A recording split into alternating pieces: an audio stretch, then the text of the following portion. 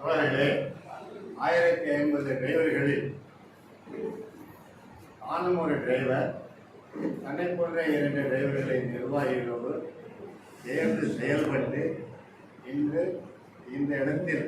தமிழ்நாடு மீன்லாட்டவை கொண்டு வந்து நிறுத்தியிருக்கக்கூடிய தோழர் ராஜா முகமதுக்கு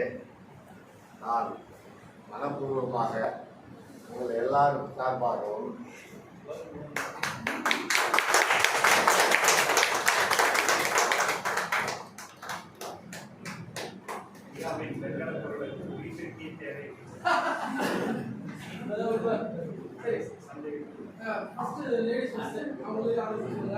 சரி